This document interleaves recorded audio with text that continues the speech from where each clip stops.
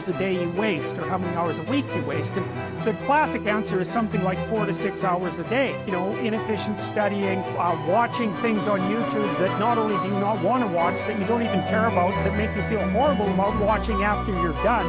And so if your life isn't everything it could be, you could ask yourself, well, what would happen if you just stopped wasting the opportunities that are in front of you? I should lose weight. I should work out. I should work harder. And then you know what? People don't do their shoulds.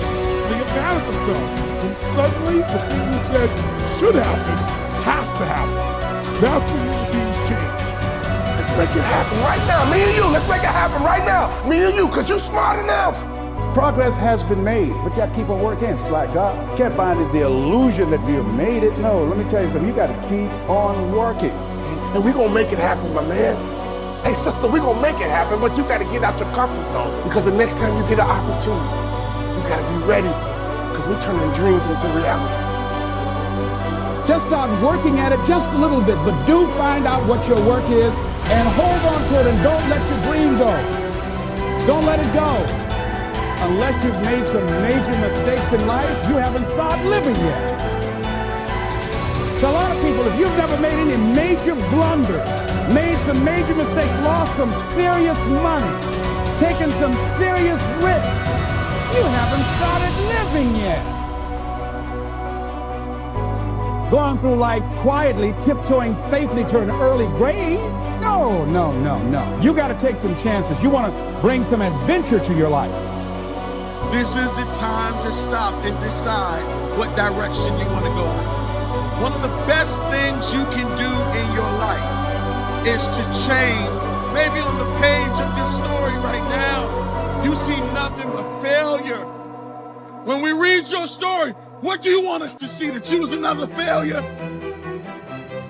What do you want us to read when we read your story? That you quit? What do you want us to read when we read your story? That you gave up? That you threw in the towel? But here's what we're going to do. We're getting ready to turn the page, because when you turn the page, you're getting ready to write a new story. Now is the time where you're going to begin to open up your mouth and declare that I'm going to build a legacy. Waste no more time arguing what a good man should be. Instead, be one and leave a lasting legacy for the next generation. This legacy should not be measured in material wealth, but rather in the strength of character and faith that you pass on.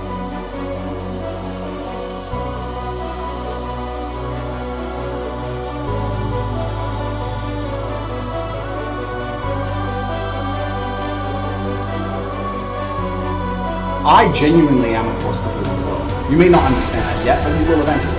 And I genuinely believe I'm acting under the instruction of God to do good things. I want to make the world a better place.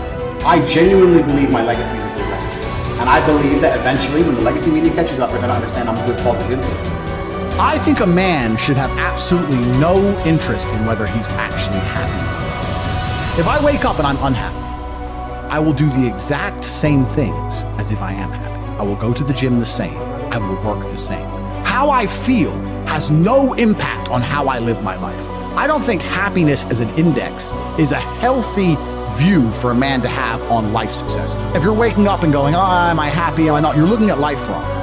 I think of a man, if you put happiness if you move it down the scale, right? And you start looking at, am I successful? Am I competent?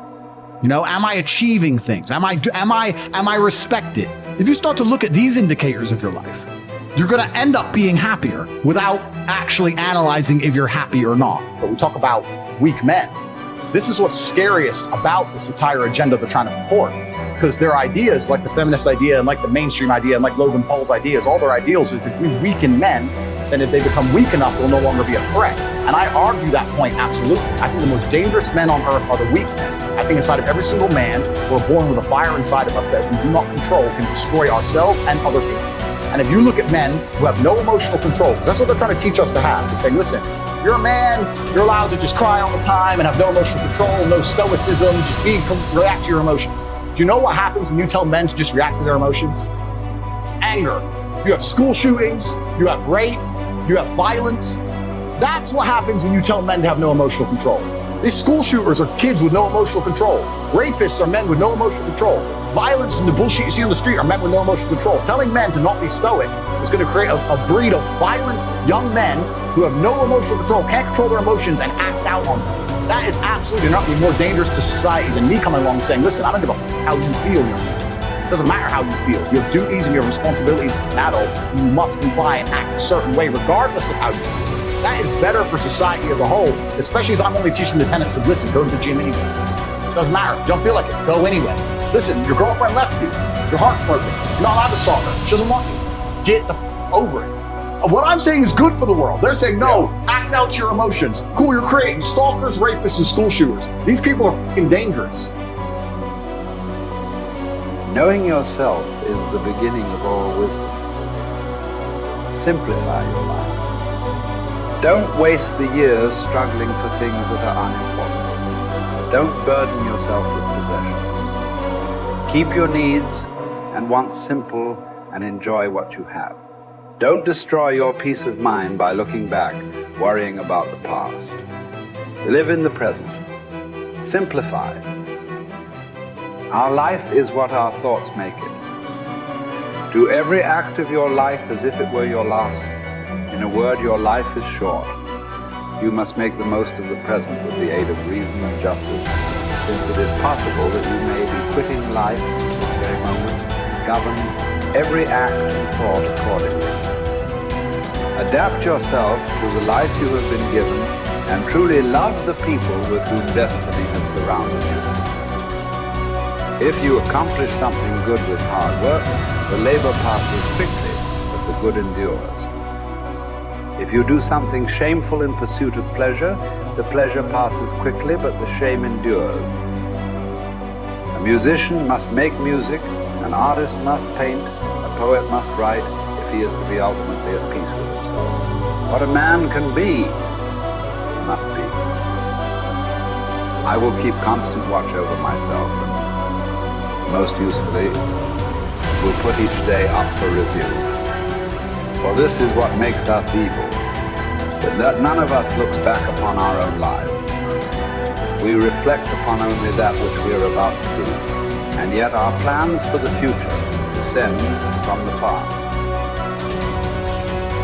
Excellence is never an accident. It is always the result of high intention, sincere effort, and intelligent execution. It represents the wise choice of many alternatives. Choice, not chance, determines your destiny. All human beings seek the happy life, but many confuse the means. For example, wealth and status, with that life itself. This misguided focus on the means to a good life makes people get further from the happy life. The really worthwhile things are the virtuous activities that make up the happy life, not the external means that may seem to produce it. Mark how fleeting and paltry is the estate of man. Yesterday in embryo, tomorrow a mummy or ashes. So for the hair's breadth of time assigned to thee, live rationally and part with life cheerfully, as drops the ripe olive extolling the season that bore it, and the tree that matured. Spend your brief moment according to nature's law, and serenely greet the journey's end as an olive falls, when it is ripe, blessing the branch that bare it, and giving thanks to the tree that gave it life.